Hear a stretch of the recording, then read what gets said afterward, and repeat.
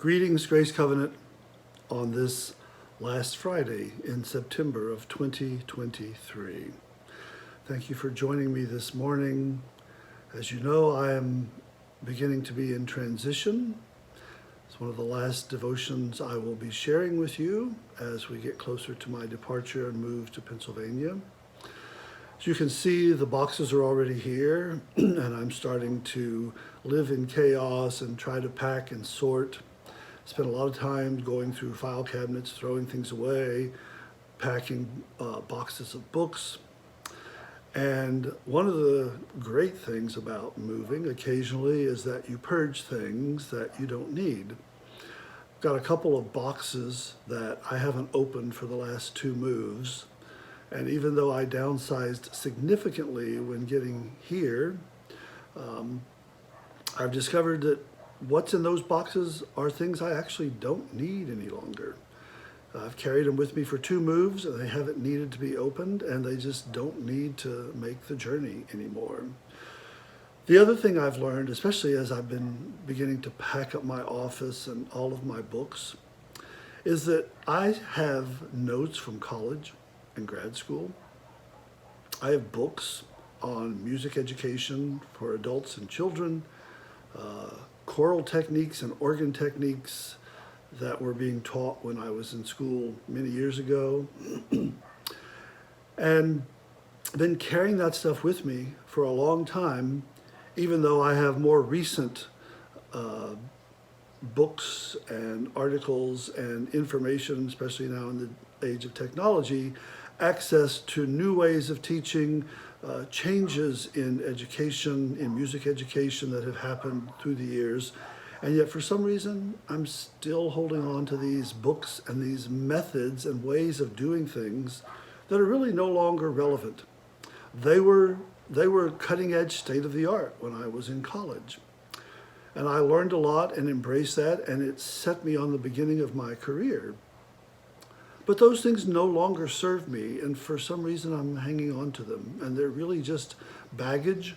They're extra weight that doesn't need to go on a truck to Pennsylvania, because moving is all based on how much your truck weighs, and that's just more money. And it just has me thinking about how there are things in life and even concepts in life and ways of being that we may have embraced at some point, that served us in the moment, that helped us to be who we are and to become who we were in the process of becoming. And maybe somehow we've held on to those beliefs or those books or those systems that worked for us. And in 2023, if we're honest, then I think we would see and know that those things no longer serve us well. And in fact, don't serve us at all, and might be weighing us down if we're trying to move forward, and could possibly be something we should purge. And so change, again, as I talked about last week, change is the time to reevaluate. And as I'm packing and moving forward, I'm so grateful for what I've had in the past at Grace Covenant, at places even prior to Grace Covenant. So thankful for the formal education that started me on the path of music ministry and working in the church.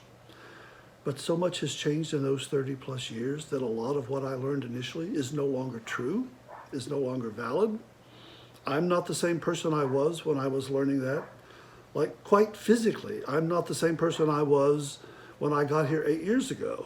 You know, science tells us that the cells in our body regenerate like every 7 years. So I'm literally not the person you hired to come to Grace Covenant 8 plus years ago. And yet you've been with me through all my changes. And yes, those are subtle changes.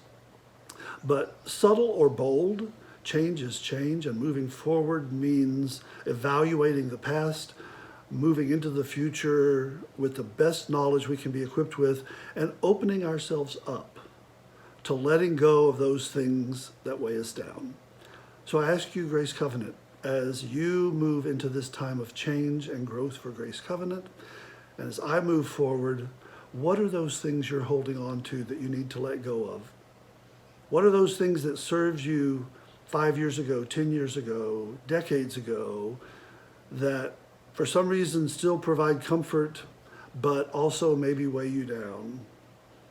How can you use this time to learn to let go, to be open to what God is going to bring in new experiences, to realize that change is not always bad, and in fact, many times it's good. As I packed my kitchen, I see all these gadgets in my kitchen drawer. And I remember years ago growing up, we had knives and forks and basic utensils. But as progress has come along, we have found new ways and new tools that help us do things better in the kitchen. And the same thing is true for my toolbox. You know, I used to find studs in a wall by using a hammer. My dad taught me to go down the wall to find where the studs were, to put in a nail to hang a picture. And now there are mechanical devices that you just go over the wall and it lights up and tells you that's where the stud is.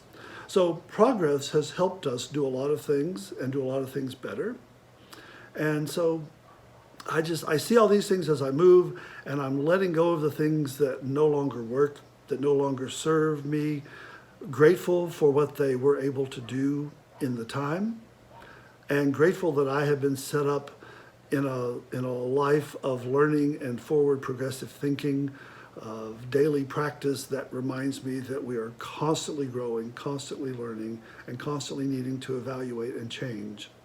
And I pray, Grace Covenant, that you are able to do that in this time for yourselves and as a congregation, and to know that God, who is always there, who is both never changing and always changing, knows what you're going through and is with us all on this journey.